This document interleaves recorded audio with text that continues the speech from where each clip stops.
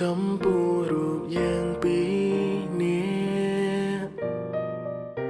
ពេលនាងអូនហាំងខុសប្លែកច្រើនពីគ្រាមុនតែងតែឆ្លោះគ្នាមិនមានរឿងអ្វីក៏ធន់រឿងតូចក៏คล้ายជាធំដូចកំពុងមានអ្នកផ្សេងបងមិនបានចាំសង្ស័យអូនច្រើនទេប៉ុន្តែមានមេធ្វើខ្លួនដូចមានបញ្ហាគ្រាន់តែចង់ដឹងអូនកំពុងនឹងអ្នកណាហើយអ្វីក៏ស្រង់ជីវ៉ាមិនចង់ស្ដាប់ពីបងនិយាយបន្តែទៀតនេះយើងនឹងនៅឆ្ងាយគ្នាកុំព្រួយពំងារលែងមានអ្នករំខានអារម្មណ៍ស្គងរោគរឿងហួងហែងថ្លៃឆាប់ឆាំនេះបងនឹងប្រែថ្មីក្លាយជាអ្នកដទៃតែសូមពេលធ្វើចិនសិនស្រីបន្តែទៀតនេះ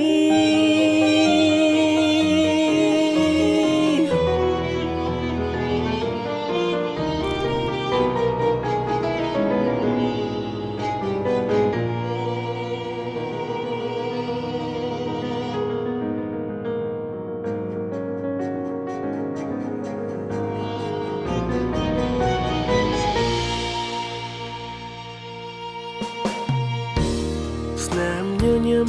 ដែលធ្លាប់ឃើញស្ទើររាល់ថ្ងៃ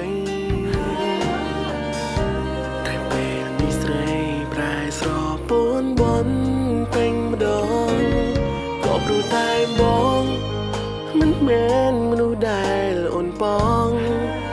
តែកុំបារម្ភស្នេហ៍ស្នងបងនឹងចាក់ចេញពីទីនេះបន្តែទៀតនេះយើងនឹងនៅឆ្ងាយគ្នាកុំព្រួយពំងារលែងមានអ្នករំខានអារម្មណ៍ស្គងរោគរឿងហួងហែងថ្លៃឆាប់ឆាំនេះបងនឹងប្រែថ្មីក្លាយជាអ្នកដទៃតែសូមពេលធ្វើចិនសិនស្រីបន្តែទៀតនេះក៏ដឹងច្បាស់ហើយថាពេលនេះបងលែងមានអ្វីដែលអសម្រាប់អូនទៀតឡើយក្តីស្រឡាញ់បាត់បង់ហើយគ្រប់យ៉ាងក៏បានប្រែក្លាយជាអាក្រក់